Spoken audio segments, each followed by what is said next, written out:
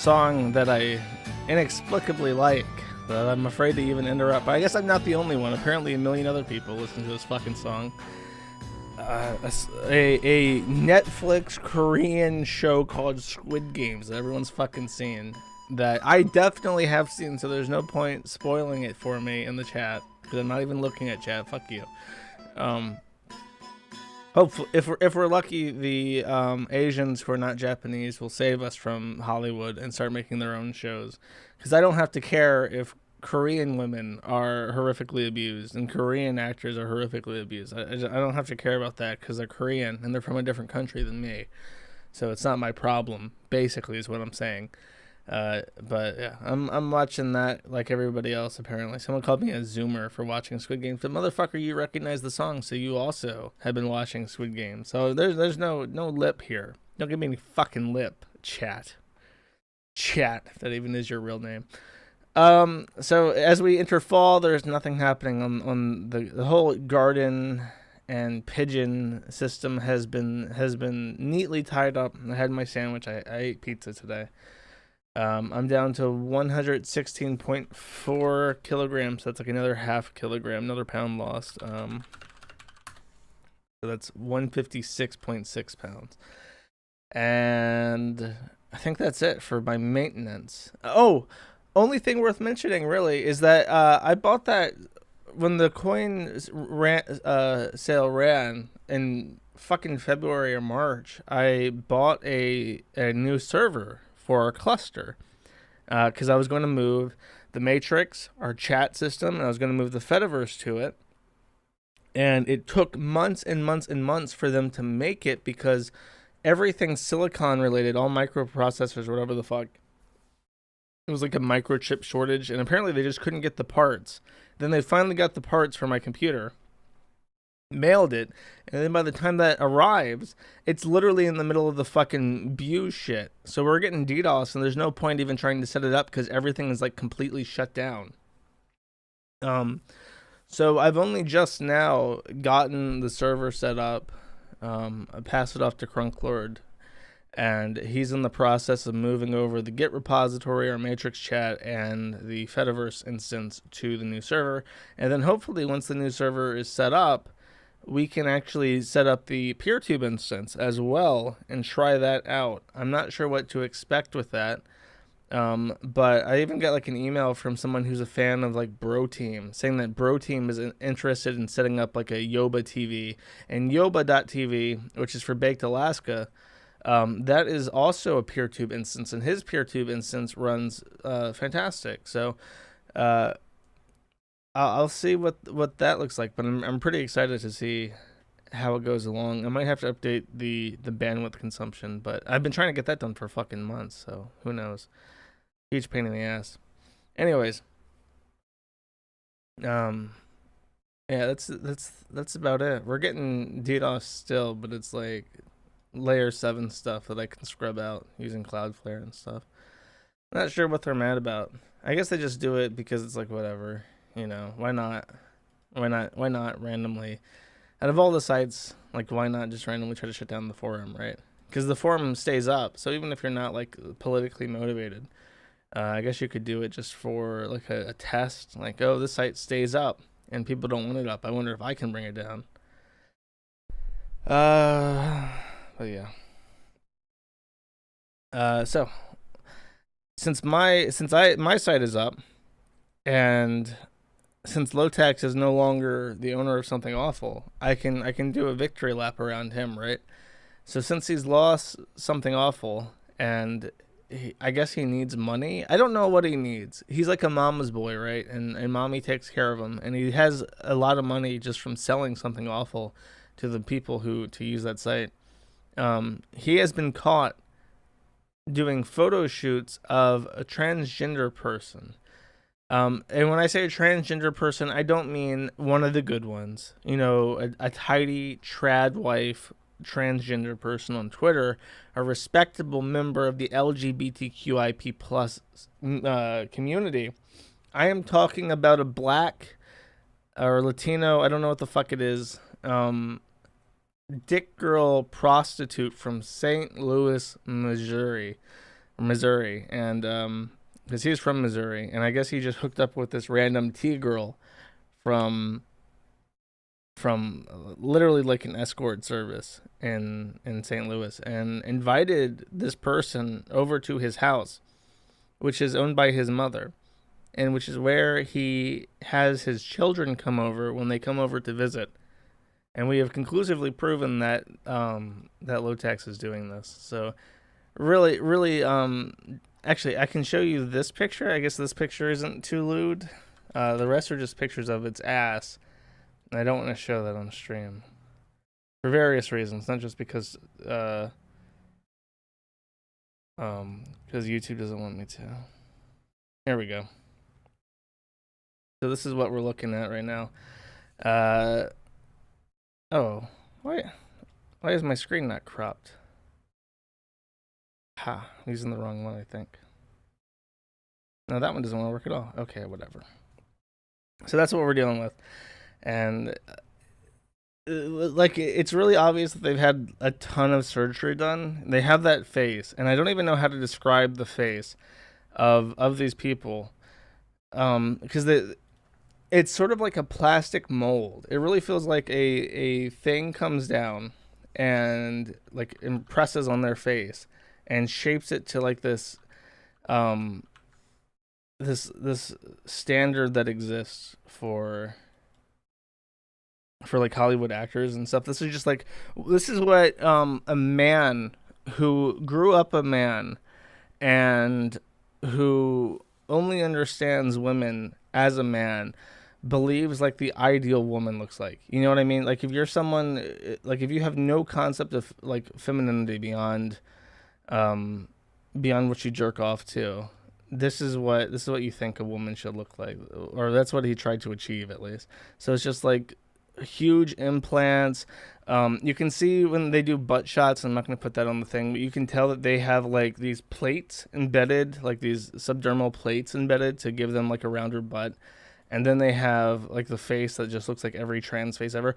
Like, that face that he has bolted on looks identical to the face of like Blair White. It's completely the same fucking face, pretty much. And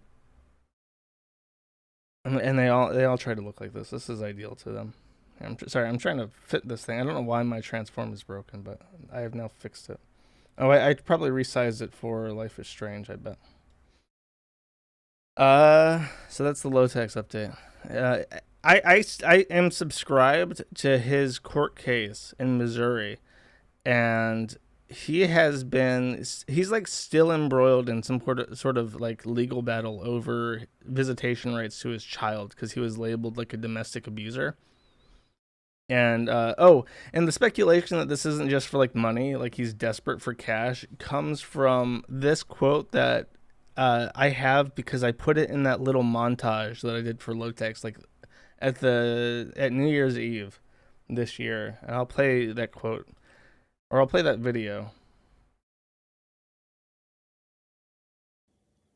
No, wait, that's the wrong one. That is, yeah. Okay. I should re-upload this somewhere. I have a copy of this thanks to someone on the forum, but this is a pretty well edited video that I could and should re-upload. Okay. The people, it's so easy to tell the people from Kiwi Farms, because they're the ones who are constantly over-analyzing everything in my life, because they do not have a life of, they don't. You know what? I should just play this again. The entire thing. It's only 2 minutes long, and I'm really proud of it, because I slapped it together and edited it. Fuck it, I'll just let it play. Just to remind you guys what Lowtax was like. Back in the good old days when Lowtax was like on a crusade against his own website, and they fucking hated him for it.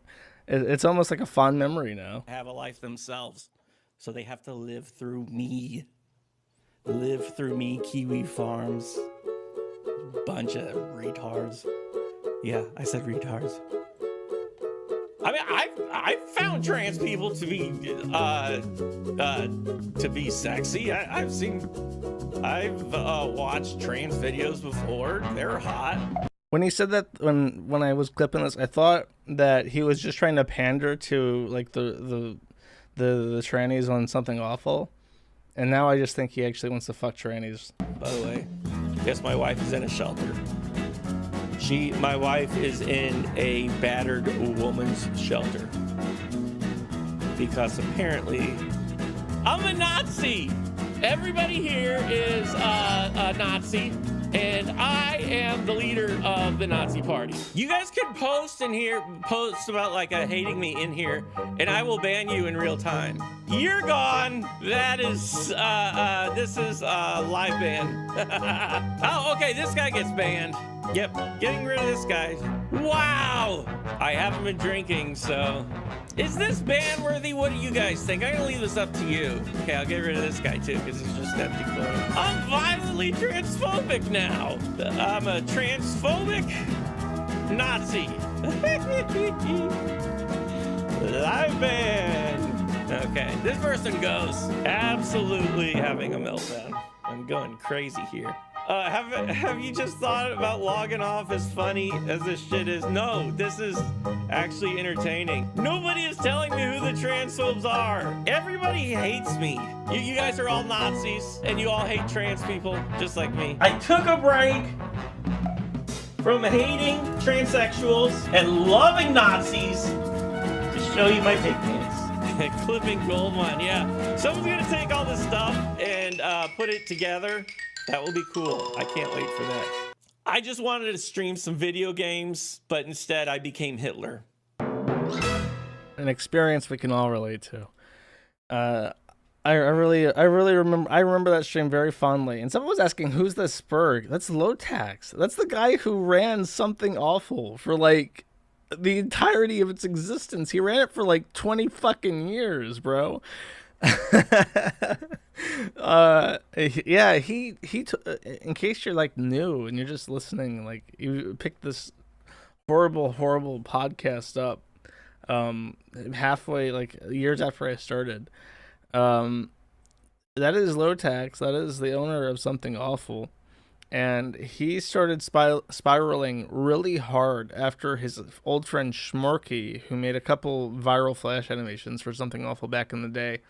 He started spiraling real hard. He got addicted to pills and shit. And he had like several divorces. One was with like an Asian woman, and then like 2 different white wives. So he's like a proper Ethan Ralph. He's like set up these franchises with all these women, and then he had like a falling out with them, and now he's in child support battles with all of them, and he's living at home, and he lost his forum because basically the deal was with Something Awful that his own community hated him so much because they're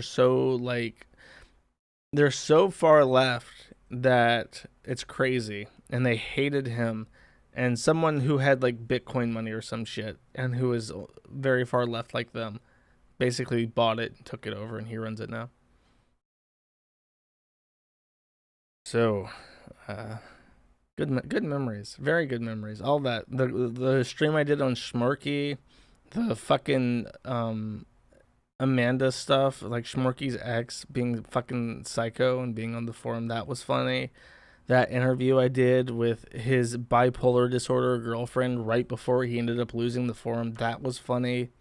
That was good shit. That was good content. I'm fondly reminiscing on this at this point. Everything is like people trying to be so anti-humor these days. Puts you in the mood for a good old trash fire. And it's especially enjoyable because like Something Awful was like a 20-year-old empire, right? It's like one of the oldest internet properties ever, and it's still around. And I got to watch it live fall apart. That's impressive. That's enjoyable shit. Oh, and speaking of like old standbys for the stream, way back when it started, Virgo Rouge is something a lot of you guys probably don't even remember at this point, but Virgo Rouge is getting evicted. The moratorium on evictions have ended even in New York, and Virgo lives in like a $2,000 a month 3-bedroom apartment in New York, and way overpays, and is like $6,000 behind on her rent. So she's being evicted. And she's blaming the landlord for being materialistic, as if he's just supposed to give her free housing. So I'm tempted. I'm tempted to play it. I'll play it for a little bit. You know what? And then when we get bored of it, we'll switch off. It's very quiet though. See if I can make it louder. Hi everyone, all three of you. I'm being evicted. My landlord's waiting for me outside to tell me I'm going to be evicted. I owe him $6,000, $6,200, something like that. I didn't get my 2 stimulus checks yet, so I finished my taxes, and I'm probably going to get some stimulus checks or some help soon. But he's Is the volume okay? I tried to crank it up. I'm paying more attention, but going to evict me, and might owe him $4,000. But he was angry and pretty much the same kind of person that he usually is, which is dehumanizing, unfriendly, and talking to me like I'm a checkbook. And I was affected by COVID-19. Financially, my business suffered. I was paying my bills until I don't know this what her happened. business is. Oh, no video. I'm sorry. It literally doesn't matter. It's just a screen of her pointing a camera at her fucking monitor. You're really not missing much. I don't think it changes the. She has this YouTube channel where she posts like shitty music that nobody listens to, and then she bitches that nobody cares about her music because it sucks. And that's basically all she does ever. And she's saying her business was impacted. I don't know what fucking business she has. I guess she does music, and now she's not selling as many CDs. It just kept getting worse and worse. My business kept going down the drain. So I wanted to leave anyway. My apartment was broken into, the downstairs, and I did turn off the comments because people need to listen to the music or don't come here, because I'm just here to do music, not to socialize with people, because people just want to talk, and I think it's disrespectful because I'm not here to socialize. I'm just a musician. That's the other thing. She's like super schizo, and she hates that like anyone would ever want to talk to her. So she's like super snobby about it. I'm gonna try to pull up one of her songs actually, and see if see what her music's actually like. I don't really need comments. It's just donations and financial support and people to listen. I don't need comments, just listen, and that's it. I don't need you to give me feedback. Why do I need that? I'm not here for social media. I know there are people here, but I don't feel it's good for my mental health. I don't think social media is healthy. And so I'm going to be evicted, and I might sleep in my car and put my things in storage. And I need to, actually tomorrow I might go Actually, to a court down the street and ask them. here, I'll pause this. And let me see what the audio is like on this. Oh jeez, I'm sorry. Oh god. Okay, I've set it back down. Sorry, chat.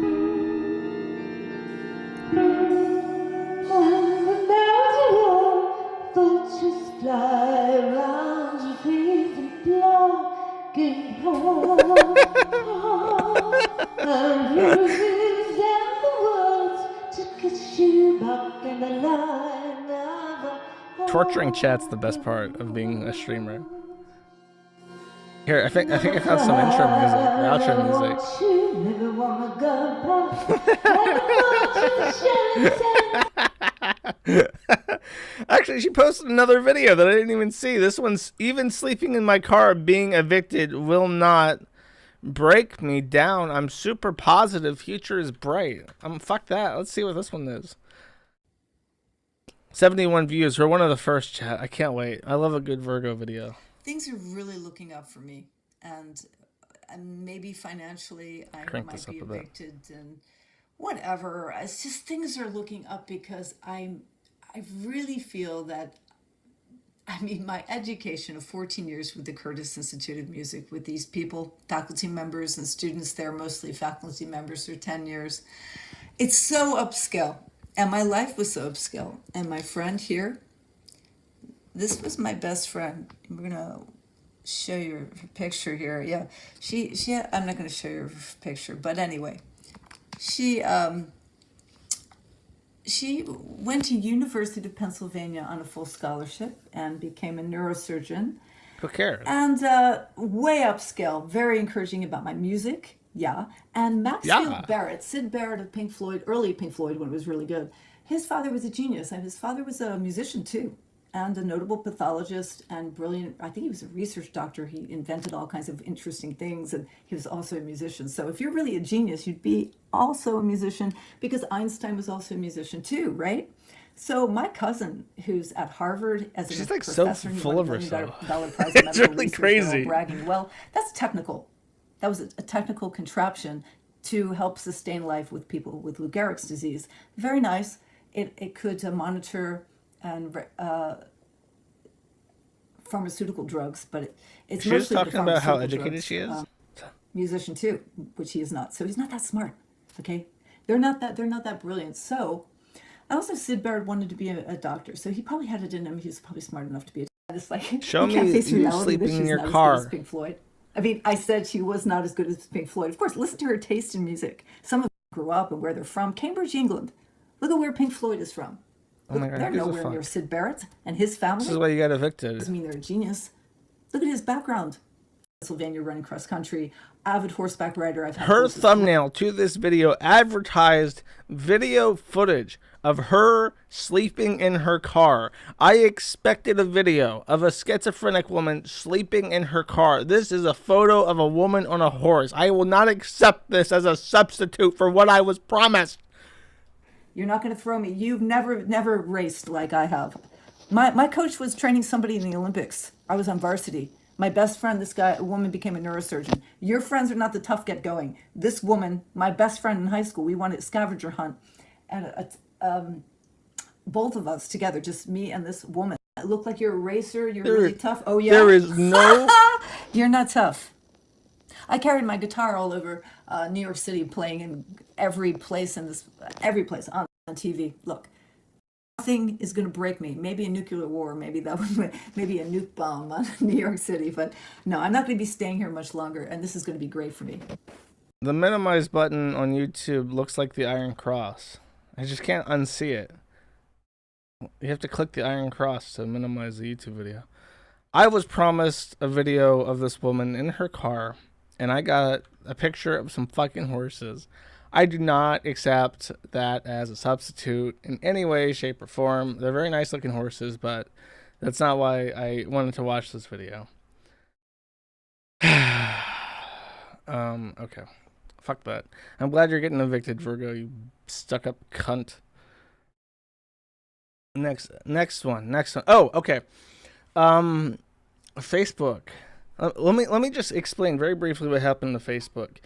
Now, if you're listening in 2028, Mark Zuckerberg has bought the West Coast of the United States, and Google has bought the East Coast, and they're currently launching McNukes at each other. But in current, Facebook only owns Facebook, WhatsApp, and Instagram, which are three of the most popular social media platforms in the entire world as it stands. So today or this week, Facebook had a total outage, and with big services like this, unplanned total outages are very rare, to the point that when Facebook goes down, you can estimate their revenue loss in the billions. It is a lot of fucking money that is lost when that service goes down for like 6 hours. It's also leaves you to wonder what the fuck happened. How does Facebook go down? How does Facebook as an entity go down? And the answer is explained in a article I wrote some time ago, actually. And I would like to take this opportunity to tell everyone that I have been invited to become a contributor on Zero Hedge, and I'm going to be I wrote this a while ago, but I'm going to be publishing it on Zero Hedge in a little bit. Once it's set out, I'll leave a link up there. It's on, it's this. Oh, that's a really long link. I don't think I can shrink that down all the way. It's just, I don't know. You can find it on the site. You can go to this link. It's Men at the Internet, Where the Sidewalk Ends, The Death of the Internet. I'll post a link to it on whatever the fuck when it comes out. But I explained in this how what the stack is for the internet. What is the internet, and what things do you need to really make your own internet, so to speak. And one of the things you absolutely need to make an internet is an IP address.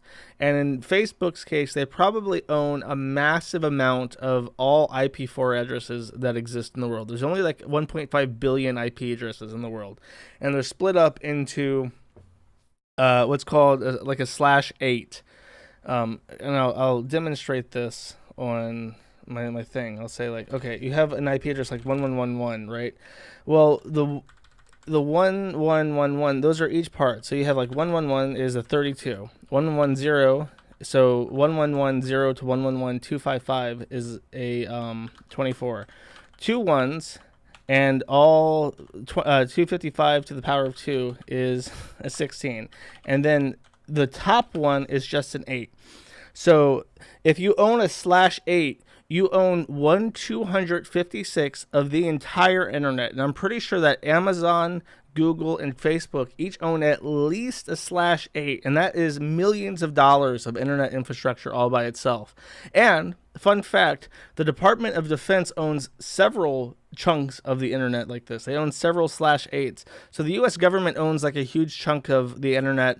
And then the megacorps also own a huge chunk of the internet. Most people can at most get what's a /16. And in fact, I think that Jim Watkins, who owns 8chan and 2channel, owns a /12, which is like it's in between. It's only like half of an 8 or something.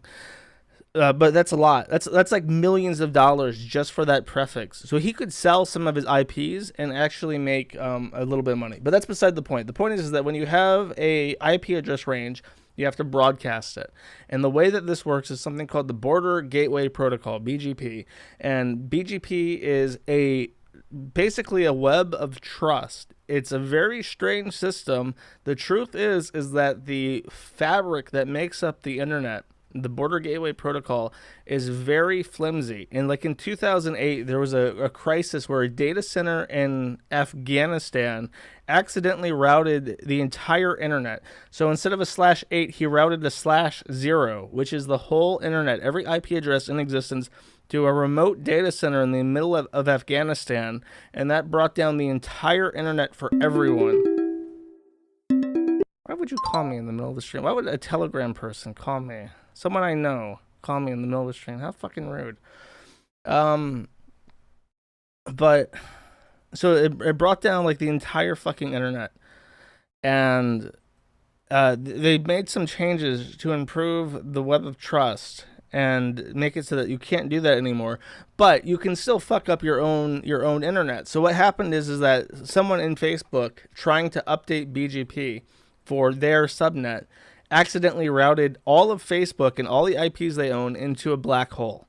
And that shut down everything to the point where when they try to go inside their own office buildings, their ID badges networked to Facebook for like their permissions, their access to the building. And suddenly everyone's ID badges stopped working.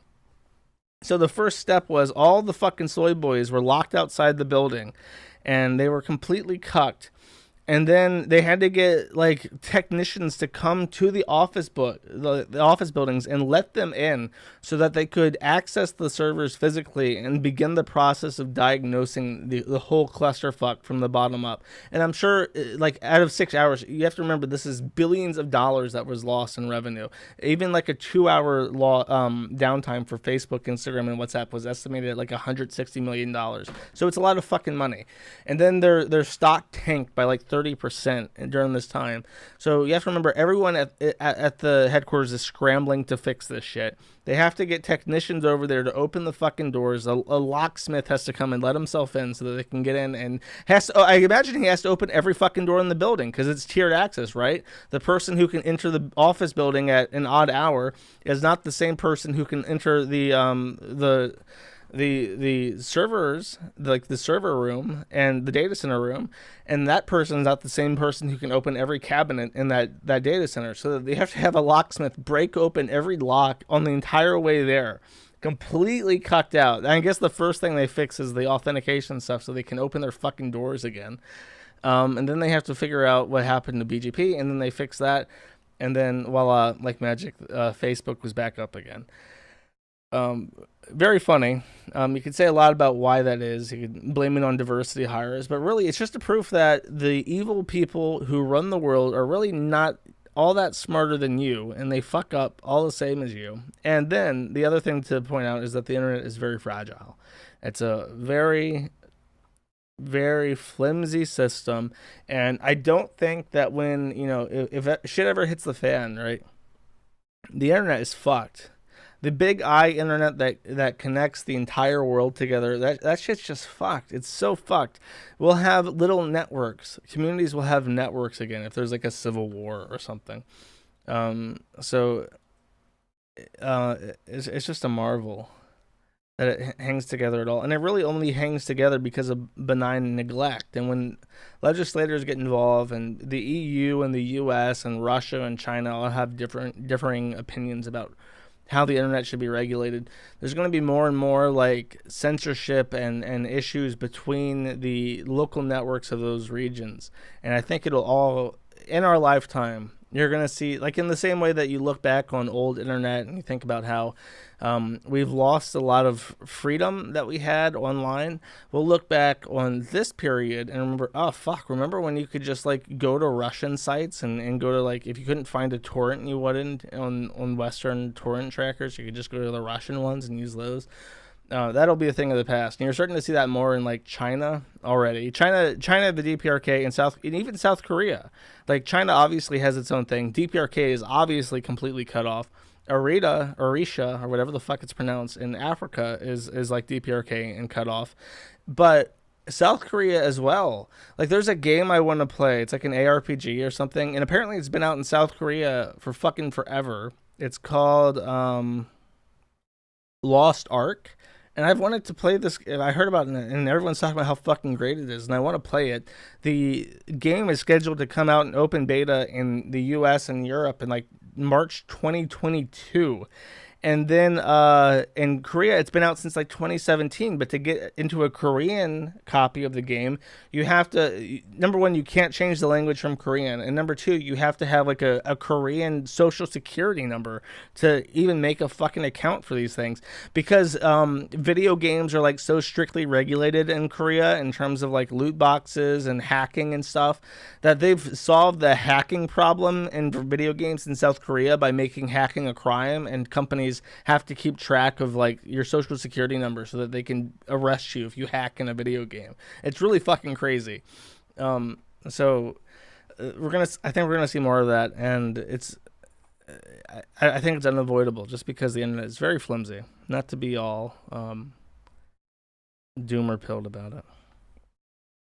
Let me get a sip of water.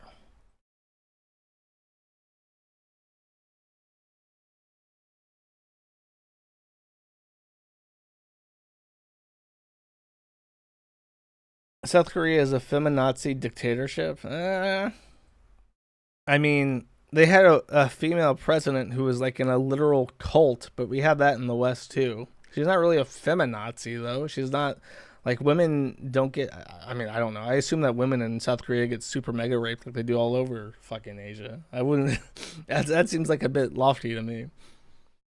Though maybe, I don't know, maybe I could run for president of South Korea. I'm a moon.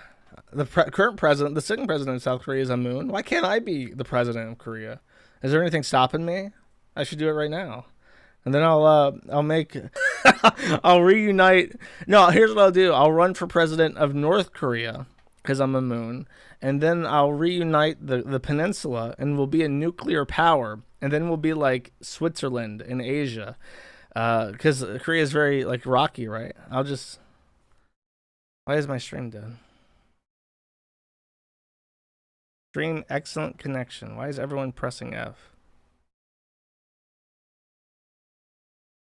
Refresh. Oh my god. Holy fuck, the chat is like completely blown. What, did I mention North Korea and I got dinged? YouTube like stuttered my stream so that they could check. You know what it is? Segueing to the next topic, I am I am seeding some torrents right now. I happen to be a big supporter of seeding open source software projects. So I have been seeding some torrents for open source software projects. Maybe that impacted my upstream connection. Who knows? Who knows what it could be? So give everyone a second to reconnect. Let me get a sip actually while you're all refreshing.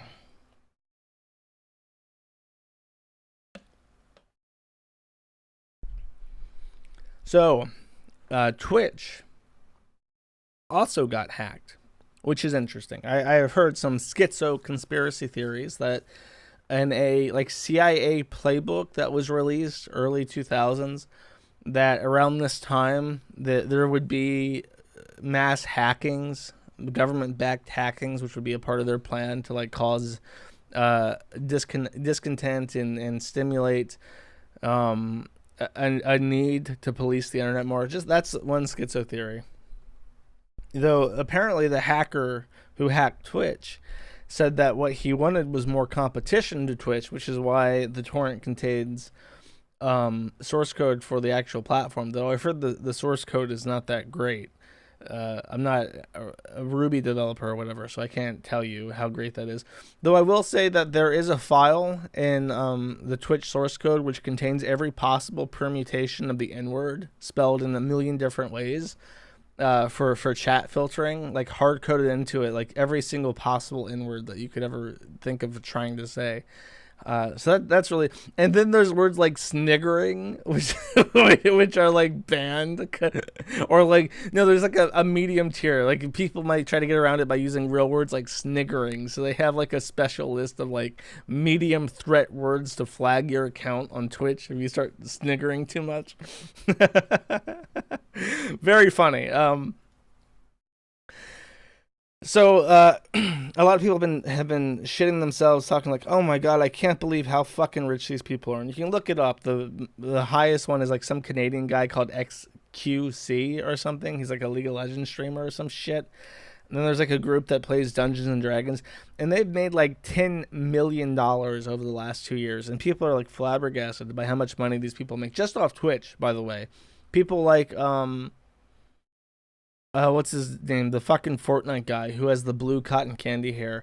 He makes money through like sponsorships on top of his streaming platform. He got like Ninja. He got like $1 billion from Microsoft to stream on their shitty platform that they immediately killed. And I don't know, does that guy even fucking stream anymore? If it sounds like Ninja got $1 billion to go to Microsoft's platform that they immediately shut down. So does he just get like $1 billion fucking dollars for free? I would quit streaming too. What the fuck's the point of that?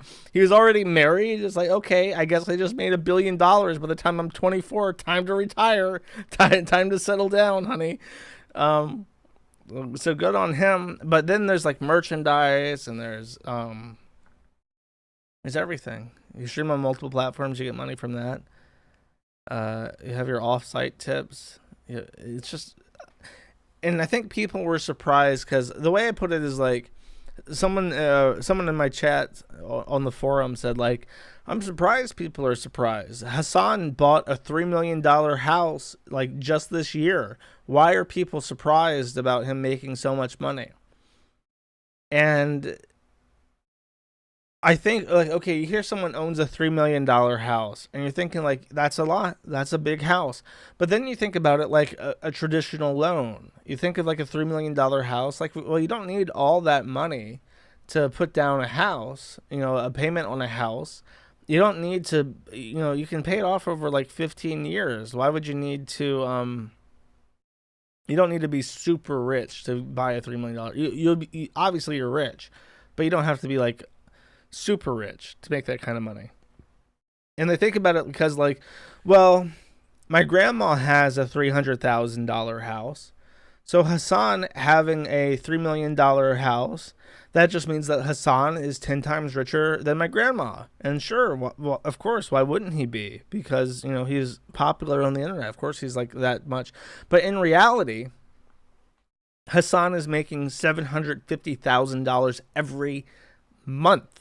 That is 2 grandma houses in cash every month. He bought his $3 million home in cash fucking money. That is a lot of money. That's an inconceivable amount of wealth. And that's why it shocks them. It's like, holy fuck. He's not just rich while he's sitting there talking about communism and socialism and shit. He is inconceivably rich. People don't even, like, you can't even imagine $750,000 of cash a month. You cannot even fathom that kind of money. So that's why I think a lot of people are shocked. It's not just, oh, Hassan has a lot of fucking money. It's Hassan has an inconceivable amount of cash flow that you can't even put into words. It is fucking rich. And really, it's not even that rich. He has like, what, $10 million over 2 years?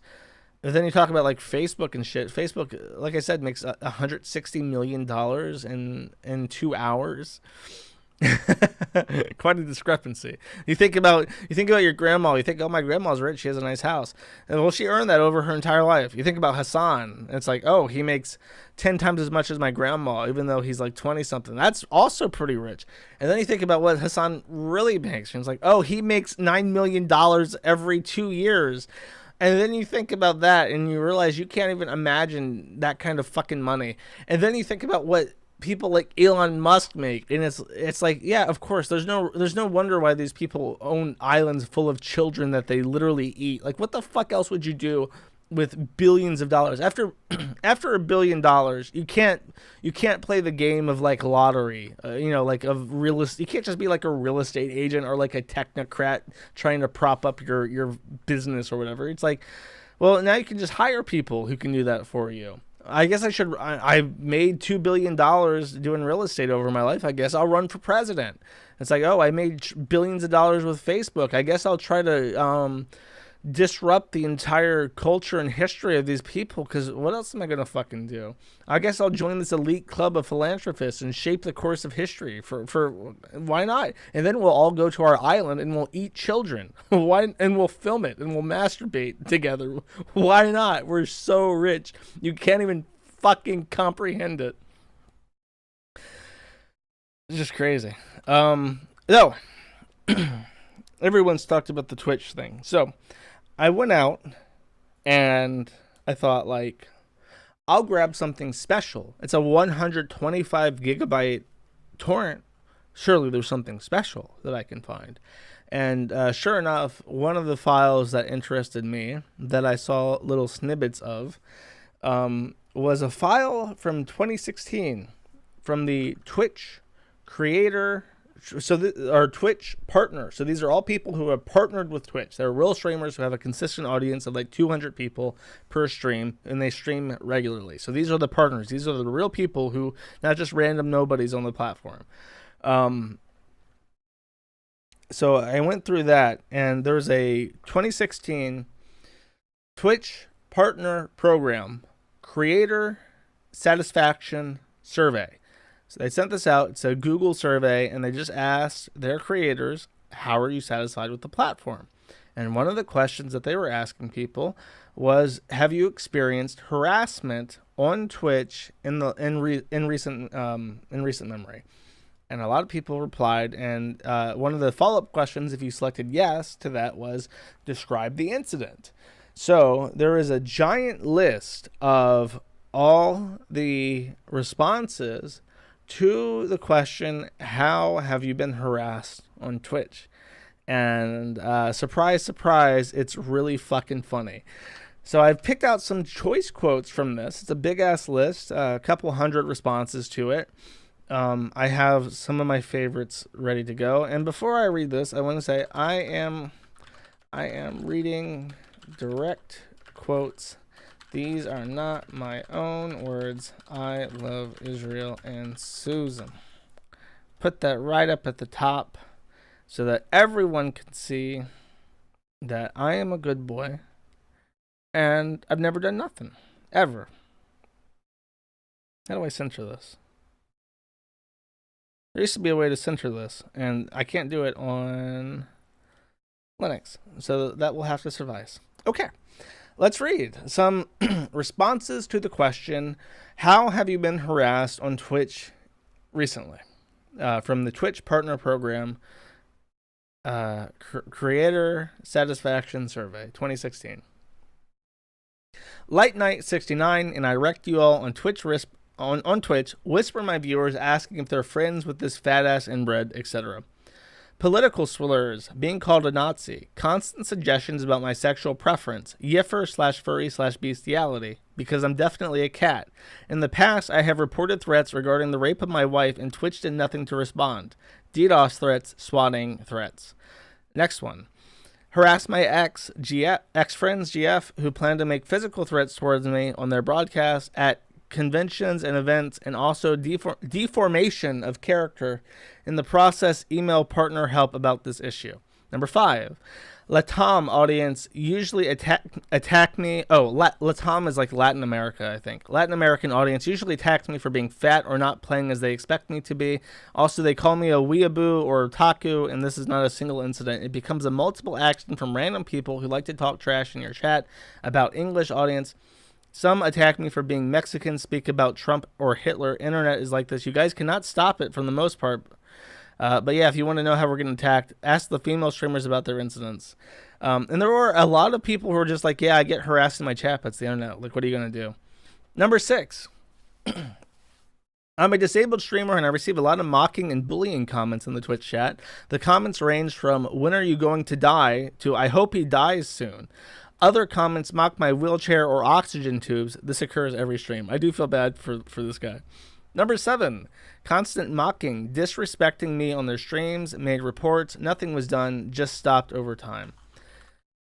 I used to place LGBT friendly as my title, and it just brings in the trollers. People talking badly about LGBT community, calling me an it when I have my cam on it. It just goes on.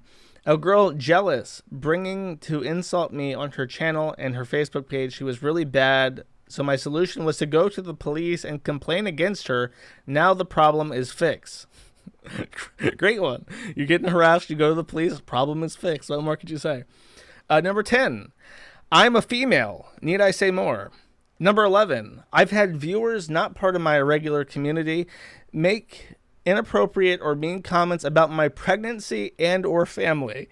And when I read this, I'm thinking like, that's mean to make fun of a woman for being pregnant. But then I'm thinking about you like, you know what? I bet you it's Broken Branch comments. I bet you all the trolls in chat are like, Broken Branch, grandma cry. And she's just like, no, it's not true. One particular viewer always asks me to see my girlfriend, but doesn't really stay around after I tell him no. So this guy comes up to his chat and is like, hey, can I see your girlfriend? And he's like, no. And then he just leaves. And I guess he's been doing this constantly. I like this one. This is number 13. This is an interesting take on the titty streamer problem, which really wasn't even a problem back in 2016. I wonder what these people think now. Females on Twitch are not acceptable by the main audience if they don't show their boobs. Unfortunately, I don't believe that my boobs should be a part of Twitch since Twitch is about gaming. I understand that adding a webcam to your stream makes it more personal, but since so many girl streamers have to be sexy to have their Twitch as their full-time job, people come to my stream and expect me to look the same, which I'm not going to do since I strongly believe Twitch gaming should be about the game and doesn't need sex appeal. That is one of the reasons why Twitch is no longer my full-time job and I stopped streaming. Too much harassment about my gender and how people expect girls to look like on Twitch. Number 14, thanks to some of the women streamers in quotes. I think they mean like they're not womanly, not they're not women, like transgender people. But thanks to some of the women streamers that act clearly like attention whores they write to the Twitch Partner Program, Twitch community reacts to female streamers more aggressive and disrespectfully. That's an interesting take. I get called a fat nigger daily. Almost daily, I get trolls that say racist things. I report them or mods and ban them, but they can still watch or whisper to chat. I also have, and a few others, been recently stalked by a banned broadcaster, but Twitch staff have been absolutely incredible about dealing with the stalker. However, they continue to make fake accounts and follow my channel putting racist and threatening channel names and follow alerts are broadcasting their new fake accounts. But Twitch staff have contacted me directly about the issue and have been 100% stand up about them. Couldn't ask for a better response from staff. Well, that's very nice. Number 16. There are many, it's just one of those things. I'm 41 and play Minecraft, so you get people coming in saying I'm an old, fat pedo, etc. Number 17. The usual comment is that I'm a pedophile. Number 18, people call me bald, old, pedophile, etc. I like number 17. Like, number 16 explains I'm old and I play Minecraft, so people will say that I'm a pedophile. That really sucks. Number 17, the usual comment is that I'm a pedophile. What context? Did you molest someone? Or did you groom someone? Why are they calling you a pedophile? I do feel bad for, like, people, like, okay, I'm 40 and I like to stream games. You know, my kid likes games. I want to be into games because my kid likes games. And then when I go streaming, you know, because it's fun and I have fun playing these games and entertaining people, like, they call me a pedophile for it. That's really mean. 19. Many people make fun of my hairline because I'm balding at a young age. Number 20.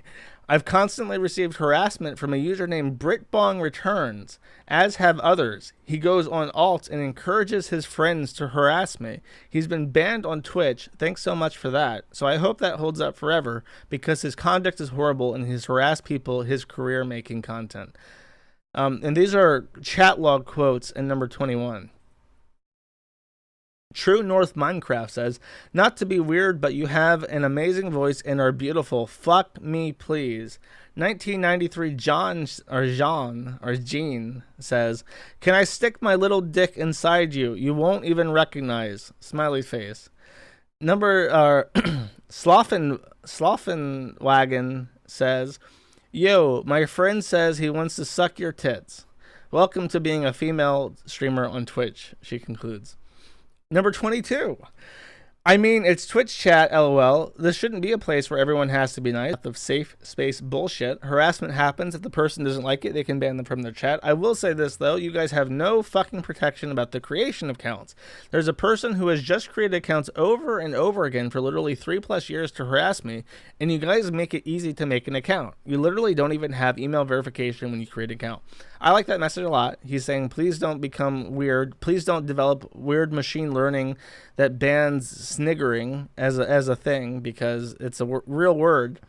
But do make it so that you have to, like, actually verify your account when you make an account. Perfect. Excellent feedback. Good job, number 22.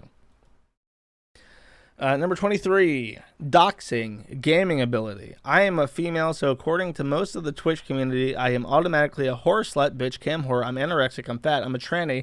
I like that one because she used the word tranny, which is pretty funny. Also, to the most of the community, I am disgusting and ugly, and to most of the community, I sound like a man. Well, that's quite sad. Number 24, just the usual, let me get this right. Just the usual, hey, a nigger playing games, and such. Number 25. Almost every stream I have, I get harassed because of the cleavage / the size of my chest. I don't feel like that should be the case. Number 26. Comments on personal appearance, mainly directed at my teeth, which have made me incredibly self-conscious. That's very sad. Oh, I'm going to start streaming games. I love games. And you start streaming games like, oh, now I'm suddenly very insecure about my teeth because my chat keeps making fun of me. Number 27. Users always come into my channel and call me the N-word and a lot of other racial slurs. Number 28. A lot of people in my chat asking if they can come in my beard, and also a couple death threats in last year. You gotta be a real sick fuck to find like some Turkish guy on Twitch and be like, Ahmed, I'm going to come in your beard. I will ejaculate into your nice facial hair. There was another one. I don't think I saved it, but they said something like, people come into my chat and call me the N-word. I'm not black. I'm just from New York. Number 29. This is a long one. I hope I saved it for a good reason. The harassment was on a personal level with a user named Twitch_D3, who was a longtime viewer of mine. He got angry about me not wanting to play a game with him for whatever reason, and over days, maybe 2 weeks, and after getting banned from my channel, kept coming with different Twitch names such as Kill All Jews. I'm Jewish and from Israel. I figured out why I saved this. And Moses Eats Shit. You get the idea. And kept trying and kept following and troll names in my chat, so it would show on Twitch alerts. He was also spamming in game chat and in my main game community with lies about me for days, and caused quite a big problem for me. Just one guy taking all the fun out of streaming for days and days. At one point, I just stopped streaming because of him. I was too upset. I reported him, of course, but I don't think any action was taken against him since his account still exists. In over 3 years on Twitch, I have never experienced such a bad interaction with a viewer, never saw anything like it, and I do get trolled a lot with swastikas and Hitler shit for being from Israel. Not to mention people that try to drag me into political discussion about Arabs in my country, etc. Those people get insta-banned. Anyways, about that Twitch G3 guy, to the best of my knowledge, he is still there. Twitch has done nothing with my report on him, and at one point he just stopped because I and my mods banned him with so many accounts, and I also turned off Twitch alerts so he couldn't troll me after a long period of ignoring him and gave up. Well, yeah, I mean, if obviously you should not make it so that there's a free button to press that like immediately validates them fucking with you, dude. Good on you for overcoming it instead of quitting, I guess. From one Israeli gamer to another. Get a sip. I'm doing so much reading.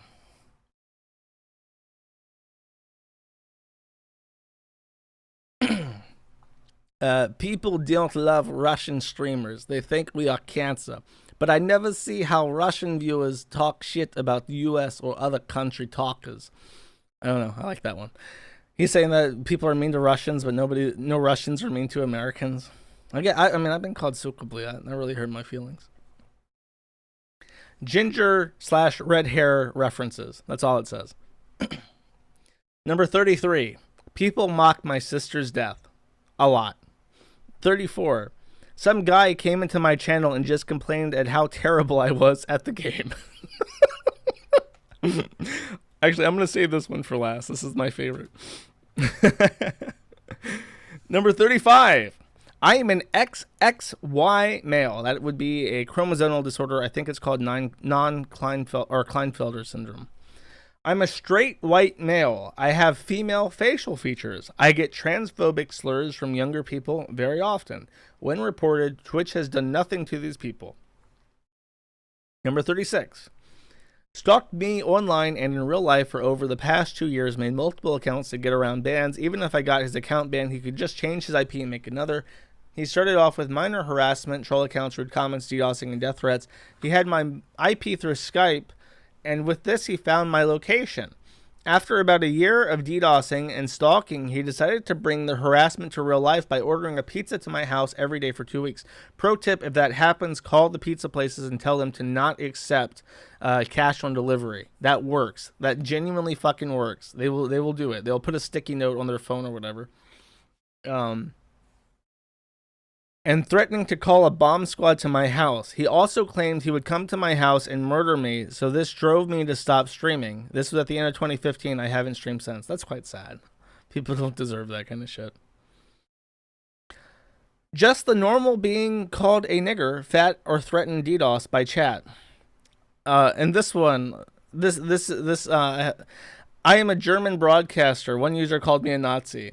See, this is why the Germans are now anti-racist. They see the black people and the black people's plight of being called an N-word. And the Germans are also being called an N-word on the internet every day. So it's like that meme of like the white guy that's buff and the black guy that's buff shaking hands. They're shaking hands. They have one plight, the N-word plight. They're together. And then finally... Chongqing, fuck you, China. I am from Taiwan, okay, nigga? And that's the entire message.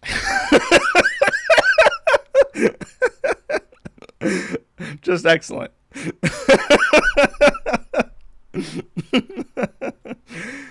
Okay. And that's it. That's the messages that I picked from the 2016 Twitch Partner Program Creator Satisfaction Survey. I hope you have enjoyed.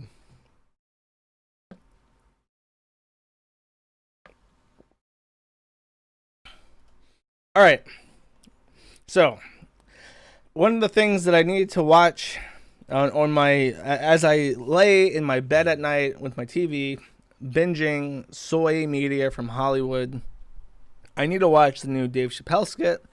Dave Chappelle was one of my favorite comedians when I was a teenager. When I was growing up in the good old days of the 2000s.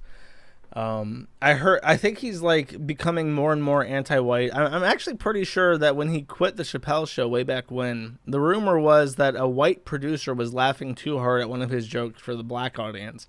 And he got so pissed at that, they offered him like hundreds of millions of dollars to make another season of the Chappelle Show. And he's just like, nah, fuck you guys. I'm not doing that anymore.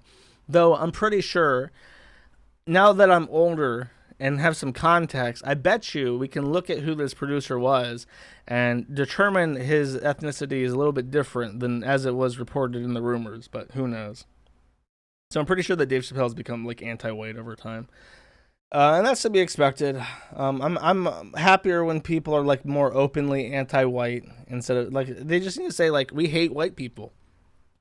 Like I can respect that. I say I hate a lot of people every day. Almost every day without fail. I remind people that I hate a certain group. Completely normal. I'm okay with them hating Whitey. I'll still watch his fucking skits if they're funny. I don't give a shit. Try and stop me, Dave Chappelle, you motherfucker. But supposedly he said on his stand-up that he was never doing another gay joke again. And I guess that's because he was told by Hollywood, don't you do another gay joke if you want fucking money. So he's just like, okay. But he he made a statement about how I'll just read it. I'll read the response to him. His skit was a Netflix thing. And another Netflix actor named Jacqueline Moore, not the birth name, Jacqueline Moore in brackets, said that actually they were an actor on Dear White People. So they were a transgender actor for Dear White People, and then Dave Chappelle comes out and says something like, we shouldn't be seeing transgender women in sports as women. And that, of course, was a huge offense to Jacqueline Moore. And I have a quote here. I think they deleted these tweets. I can't find them anymore. But I will read them for you now. Oh, wait, that's why my Firefox window was so fucked up. Does that work? No? Not going to work for me? Oh, the wonders of technology. Chappelle was one of my heroes. I was at his comeback show in New York City, but he said he's a TERF. He compared my existence to someone doing blackface. He talks about someone winning a Woman of the Year award despite never having a period should make women mad, and that makes him mad. He then ended the special with, but I had a trans friend story. He says we don't listen, but he's not listening. Those words have real-world consequences. Consequences that every trans woman I know has dealt with. Bruises and panic phone calls to friends. It's real.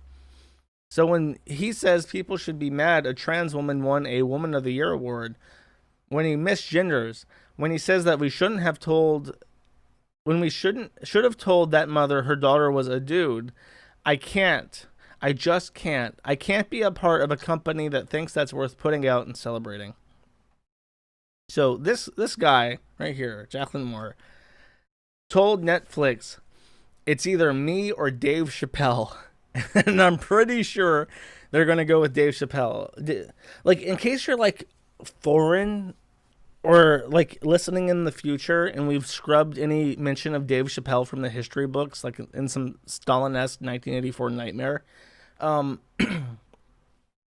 Dave Chappelle is one of the most famous living black comedians of all time that a lot of people look back fondly at. He was a comedian right in that time, right after 9/11, where there was like a huge surge of like patriotism and like civic nationalism, and everyone was on Team America. And him and Carlos Mencia and Jon Stewart were like the fucking horsemen. And, you know, Jon Stewart fucking quit, and you can say whatever you want about Jon Stewart. Carlos Mencia ended up being a hack. But at that time, there was a time where the most famous comedians were all, like, Jewish or non-white, and it didn't matter, because there was no division in the country. And that all ended when Obama got elected. So for Jacqueline Moore to say, like, it's me, the side actor from Dear White People, or Dave Chappelle, it's just like, it's just fucking ridiculous. Nobody's going to miss you, dude. So he has this tattoo, by the way. Face completely caked in makeup. It's like he's doing a Trump fucking role play with that shit on. I imagine that the inside of his mask is just like pumpkin colored orange because it's all rubbed off and shit. But let's check out this tattoo. And I'm assuming that I can show this tattoo because they can put it on Twitch or Twitter or whatever. This is art. Actually, this is what we call art. This is what we call the kind of thing that you would want permanently placed on your body for all your life. The remainder of your national life, you need this on your skin. If you're only listening, it looks like a woman, and they're covered in like red sores, and I think it's supposed to look like tree branches. And I don't know if this is supposed to be like cellulite. Like, let's take cellulite and make it look beautiful. Or something. It's very weird looking. It makes her look super diseased. Well, I say her, but it's a him. It's got breast implants, I guess. It's basically a dick girl. I suppose it's supposed to be a trans person. I don't know what the fuck it is. But it's also ejaculating. Like, they're so gender euphoric that it's just ejaculating. So this is the person that wants to be upgraded for Dave Chappelle. Good luck. I feel bad for the tattooist who had to do this. They were probably trans too. Don't feel too bad. And then, speaking about a blast from the past, Brianna Wu has returned for a vengeance. Fictional Gamergate series. Well, no, it's a shitty tattoo. Fictional Gamergate series in the works from Mind Riot Entertainment and video games developer Brianna Wu. So Brianna Wu is getting a TV series? I don't know what the fuck a series is. It says TV, so I'm guessing it has to be a TV series.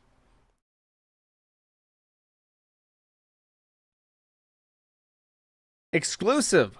Mind Riot Entertainment will work with journalist, game developer, and computer programmer. They didn't say engineer.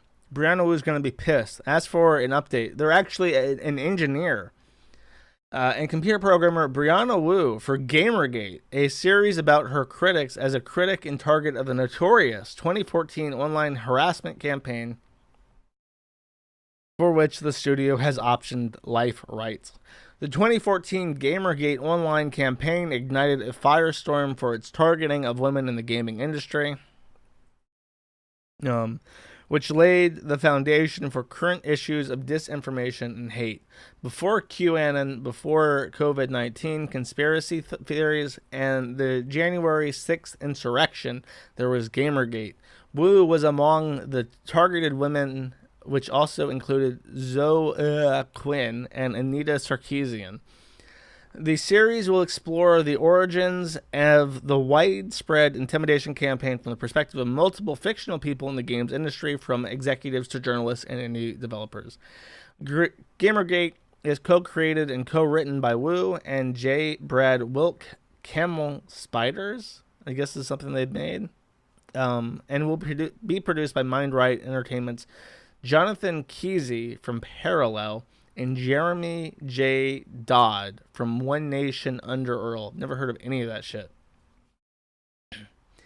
In 2014, the personal attacks forced Wu and her husband to flee their Boston home in the wake of online death threats as a result of her efforts to support female game developers, journalists, and players targeted online by violent sexist attacks via social media and online message boards. Literally, no one knew who Brianna Wu was until Brianna Wu ended up getting interviewed by like every games journalism magazine in existence, saying that they were like getting like super mega harassed and death threats and shit. It's like nobody had heard of this person. In the aftermath, Wu ran for Congress in 2018 representing women in tech. Wu and lost. They didn't mention that part. Wu has shared her story in a number of publications, including the New York Times, the Washington Post, and the Guardian. Her experience along those of other Gamergate targets have been addressed in a number of television and film projects, including the 2015 documentary GTFO and the Intimidation Game episode of Law and Order SVU. which was amazing. I remember when that came out. We're not going to retread the same story told in thousands of news stories from outlets such as New York Times and Washington Post, plus multiple documentaries like GTFO. Our series will focus on new fictional people within the industry reacting to a horrific situation by explaining how they were unable to stop the video game industry from being hijacked by the lunatic fringe. We can show how the tactics of Gamergate were the same ones that led to tragedies like Christchurch and January 6th, said Wu. Kesey added, working with Brianna is a huge score for us. Based in Seattle, one of the country's meccas for gaming, we've been wanting to shed light on the subject matter for a while and are honored that Brianna will be co-writing the series alongside Brad. Mind Right Entertainment is repped by Katrina Breda and Brace Point Law. Kesey is repped by Circle of Confusion and Hirsch, Wallerstein, Hayum, Matt Luff plus Fisherman. Welcome is ripped by Mind Riot Entertainment and Brace Point Law. Dot is ripped by Mind Riot Entertainment and Brace Point Law. What the fuck is Brace Point Law? Why do they keep saying this?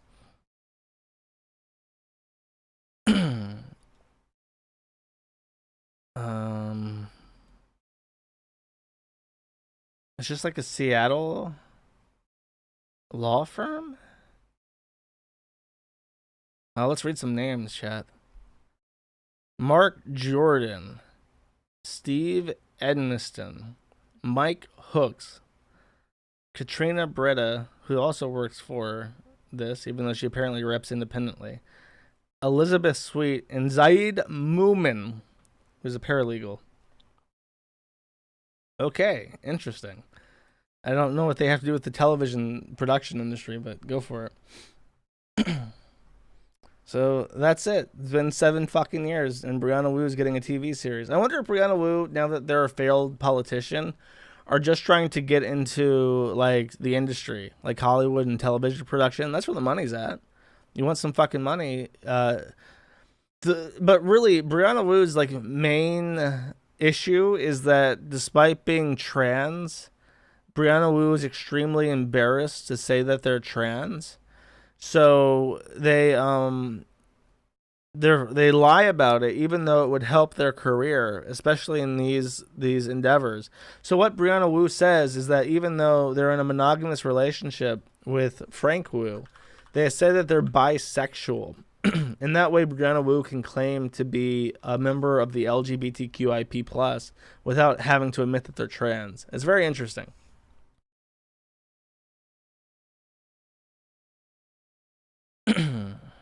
Here, I want to see if Frank Wu still does the mouth thing. Every time I talk about Brianna Wu, I think about Frank Wu. I really fucking hate Frank Wu. Look at this guy. I fucking hate this guy. I might have to use Knitter for this. Look at this guy's soy fucking face. He does it in every picture, too. I wonder if he does it still. Just complaining about the news. Show me your fucking face. He tweets so much. He's one of those people. Show me your... Oh, look. New profile pic. Here's his fucking face. Making the same fucking face every picture. Here's one. Up. He's rocking out hard, gamers. Here's his face. He's really enjoying that rock and roll with that, whatever the fuck that is. Load more. Oh, here he is posing with his dog. He really loves that dog. You can tell because of his fucking face looking like that. Looking like one of those Japanese ogres emoji things. Sorry, I keep having to clear my throat. Is that as far back as I can go? Oh, you fucker. Oh, look, a recent picture of Brianna. Oh, this is from last year. Did Frank stop tweeting? Did he stop showing the world his stupid fucking face? Ew. I forgot about this. He drew a booby picture of, load. Did he delete it? He deleted the booby picture. This is, like you can see it in this thumbnail. He drew a booby picture of Brianna Wu as like a weird mermaid alien thing, but he's deleted the picture. Like the full-size picture that includes the nudity. All the other ones work. Why doesn't the Brianna Wu booby picture work, Frank? Why'd you delete this off your fucking site? Are you embarrassed by it? Is Brianna embarrassed by it? Very interesting. Okay, next. I can't wait. I'll watch it with you guys. I'll do a full review of the Gamergate series. That sounds fun. That sounds funny.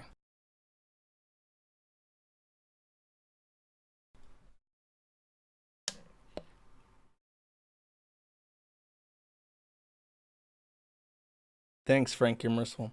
Josh, you literally already did this. Dude, I did this like a year ago. Brandon Wu hasn't been relevant in like 2 fucking years. Why do you even remember this? How am I supposed to remember this? I don't kettle. I hear shit that I say in my streams that I completely forget about. Okay. And then Chantal. I guess I could have taken timestamps from this, but I'll just sum it up for you. What happened with Chantal? It's really funny. She went to see Nadir. They're doing this thing where they're breaking up and getting back together every week like teenagers. She sees his penis. She sees his penis, and she describes it to look like a golf ball that's oozing green pus. I don't know if that means like the tip is like a golf ball or if it's like flaccid and like the foreskin is filled with pus. I don't know what the fuck that means. So she gets into a argument with him because she literally, okay, this is how stupid Chantal is. He has an STD because he is cheating on her. He has gonorrhea. He has the clap. And she suspected that he had an STD because her throat's sore, and you can get the clap in your throat if you give oral to a man whose penis is about to look like a golf ball that has green pus coming out of it. So she literally takes him to an STD clinic and is going to pay for his gonorrhea medicine. And then while she's there, about to walk him into the clinic to pay for his gonorrhea medicine, they get into a fight about something. And she convinces him to go in and get it and that she'll pay for it. And then she just drives off and leaves him there and immediately takes out her cell phone and just starts live streaming this encounter and is bitching about him and saying like, oh, he's fucking cheating and I can't believe I'm such an idiot and blah, blah, blah. And I was going to pay for his gonorrhea medicine. She apparently pays his rent. She pays for his cell phone. And then he has another cell phone that he told her doesn't work, but which apparently fucking works. Because I guess he, like any guy that cheats, he has 2 cell phones that he uses. He has one for side hose, one for like his girlfriend. And then she's like ranting and raving and telling her fans like, I got therapy today, and he was like, her excuse was that he wanted to be present in the room while he did Zoom therapy, or she did Zoom therapy. And when she said no, I want to be alone, he got real pissed and said like, well, fuck you then, or whatever, and then yelled at Chantal in the car, and that's what pissed her off. So she's driving home saying, I'm not going to miss this therapy lesson no matter what. And then like as she's driving, she stole his phone because apparently she bought him this iPhone, this brand new iPhone anyway. So it was her phone that she was paying for and that he used. And it goes off.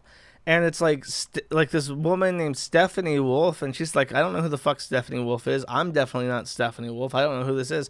And then she's just streaming throughout the day, just like in pissed disbelief as her phone keeps ringing. And it's like all these different female names, like an Amanda calls, and when she tries to answer them, they hang up immediately and shit. And it's just like, she's obviously being cheated on. She tells her fans, who are all like in disbelief, that she's even this fucking retarded, that she's now got gonorrhea from this guy, while paying for his gonorrhea medication, while paying for his phone, while paying for everything, while driving him around because he can't drive himself. This guy who has a arrest record for domestic violence against a woman who died while he was in jail. Apparently not because of him, but who did die eventually, probably from drugs. And then, guess what? I would end it there. I would say that's the last thing I remember. She's back at home talking to people. But guess what happened again, chat? Guess what's happened again? After this whole tirade and having demonstrable evidence that he is fucking around behind her back constantly. and saying that I'll never go back to him. I'll never go back to him. I'll never go back to him. And this is the end. If I go back to him, you can unsubscribe from my channel. You don't have to, I would completely understand if you never want to talk, like, support me again. They got back together. That's right, 90. They got back together. Wow, what a shocker. I didn't see that happening. I mean, what? She's going to get fucking AIDS at this point. And then she'll still go back to him. Because at that point, what does it matter? I got fucking AIDS. I'm addicted to crack. I smoke.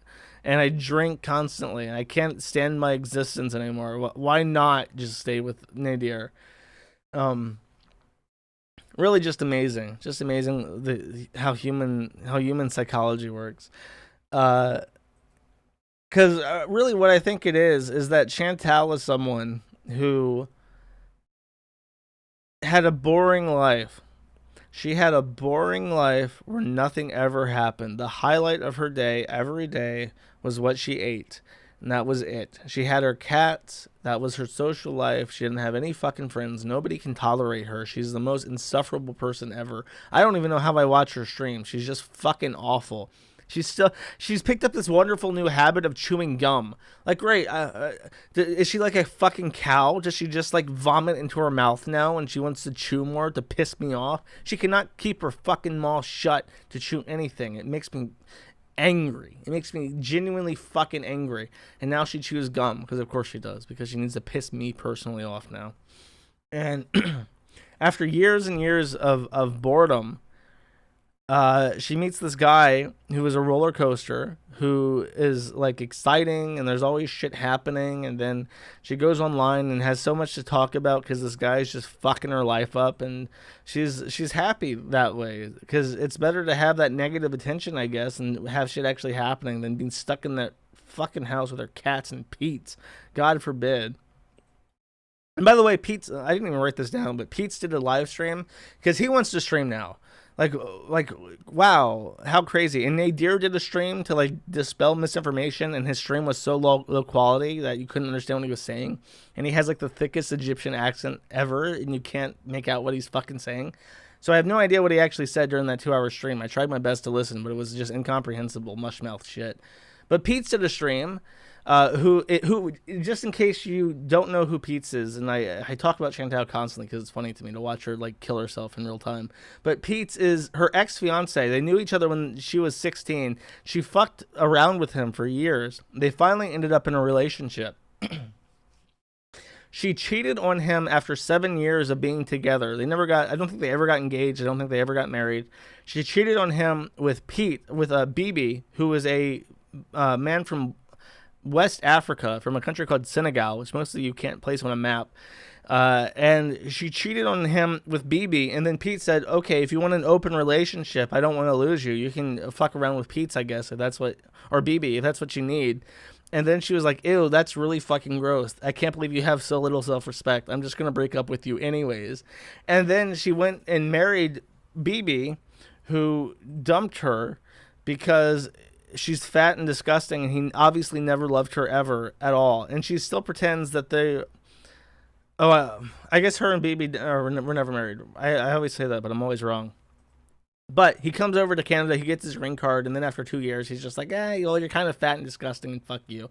And she still pretends that they talk to each other and are good friends. And if that's true at all, it's because she pays the rent for that building, or like some of the rent for where they live together, because she moved out, and Bibi still lives at that old place. I'm pretty sure she pays part of the rent, which is why Bibi pretends to give a fuck about her being a retard at all. And Pete's, at her request, moves out of his mother's house to live with her again as roommates. And Pete's is just like...